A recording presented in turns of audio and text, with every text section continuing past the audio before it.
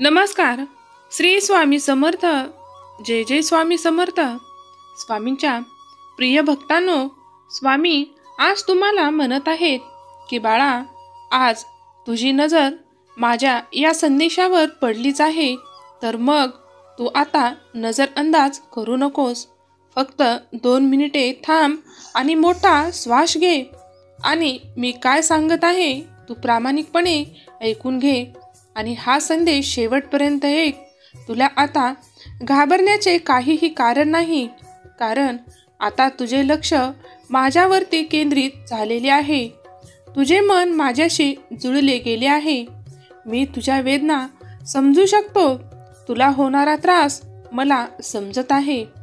लवकरच तुझेही आता सुखाचे दिवस येतील. बाळा, आता तू माझ्यावर विश्वास ठेव आणि माझ्या नामस्मरणात मग्न राहा आणि तुझे दुःख हे तू सर्व काही माझ्यावर सोपव. आणि एक गोष्ट लक्षात घे, तुला तुझ्या दुःखातून सावरण्यासाठी तुला माझ्यावरती पूर्णपणे विश्वास ठेवावा लागेल. तुझा विश्वास जराही डगमगता कामा नये आणि मग बघ तुला माझे आशीर्वाद कसे प्राप्त व्हायला लागतील आणि ते आशीर्वाद तुझे जीवन नक्कीच बदलून टाकतील. स्वामींचा हा आशीर्वाद प्राप्त करून घेण्यासाठी आताच आपल्या व्हिडिओला लाईक करा आणि कमेंटमध्ये स्वामी आई मी तुझं बाळ आहे असे टाईप करायला विसरू नका. तुम्ही भाग्यवान भक्त ठराल आणि स्वामी तुम्हाला मदत करतील. आजचा स्वामी संदेश खास तुमच्यासाठी आहे. तो तुम्ही शांतपणे ऐकावे अशी स्वामीची तुम्हाला प्रार्थना आणि आज्ञा आहे. तुम्ही परिस्थितीला 3 प्रकारे सामोरे जाऊ शकता. प्रथम, एक तर तुम्ही ते स्वीकारा. जर तुम्ही ते स्वीकारू शकत नसाल तर ते बदलण्याचा प्रयत्न करा. आणि जर तुम्ही ते बदलूही शकत नसाल तर सर्व काही तुम्ही खुशीने नियतीवर सोडा. तुम्ही जितके कठोर व्हाल तितक्या लवकर लोक तुम्हाला त्यांच्या हृदयातून काढून टाकतील. तुम्ही त्याच्यासाठी कितीही महत्त्वाचे असाल तरीही लोक तुमचा वापर त्यांच्या स्वार्थासाठीच करून घेतील. जसे जीभ जन्मल्यापासून आपले काम करत असते आणि मरेपर्यंत आपल्या सोबत असते, कारण ती मऊ असते. दात जन्मल्यानंतर येतात आणि मृत्यूपूर्वी निघूनही जातात, कारण की ते कठीण असतात. जीभ हे आपल्याला सुरुवातीपासून साथ देते पण दात नाहीत. जसे जेव्हा वाईट दिवस येतात तेव्हा बुद्धीसुद्धा घास चारायला लागते. माणूस इच्छा असूनही योग्य निर्णय घेऊ शकत नाही.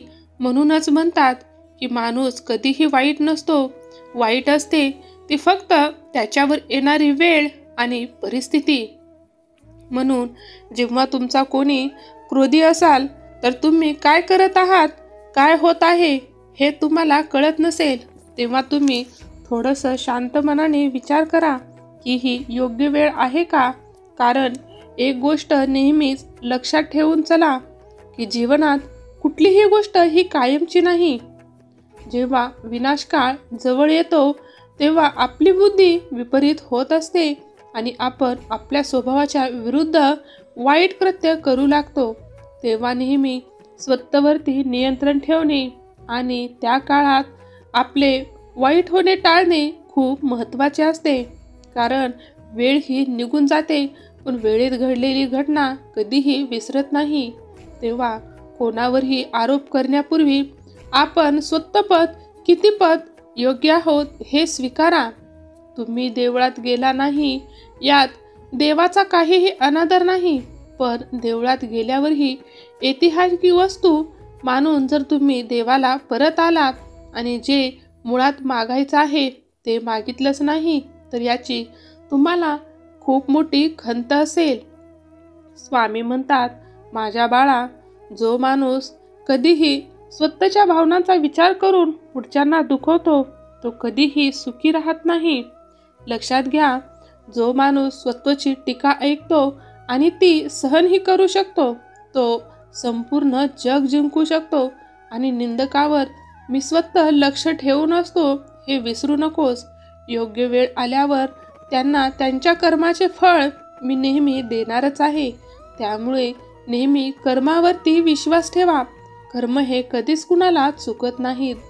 देवाने तुम्हाला इतरांपेक्षा वेगळं केलं आहे, म्हणून इतरांसारखे बनून तुमचे वास्तव तुम्ही कधीही नष्ट करू नका.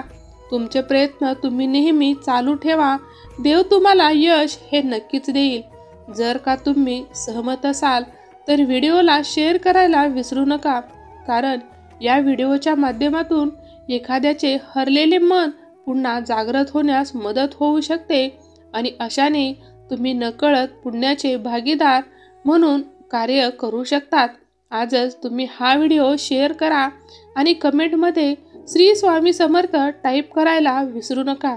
स्वामी आशीर्वाद सदैव तुमच्या सोबत असेल. स्वामी म्हणतात, बाळा, पश्चाताप हा भूतकाळ बदलू शकत नाही आणि काळजी हे कधीही भविष्य बदलू शकत नाही. म्हणून वर्तमानाचा आनंद घेणे हाच जीवनाचा खरा आनंद आहे. आजचे जीवन तुम्ही आजच जगून घ्या. उद्याचा विचार करू नका. सुख हे क्षणिक असतं. ते दवबिंदूसारखं घडीभर चमकतं आणि हातीत येण्याआधी उडून जातं. म्हणून माणसाने केव्हाही समाधान शोधावे, जे छोट्या छोट्या गोष्टीतही आयुष्यभर चेहऱ्यावर आनंद कायम ठेवते.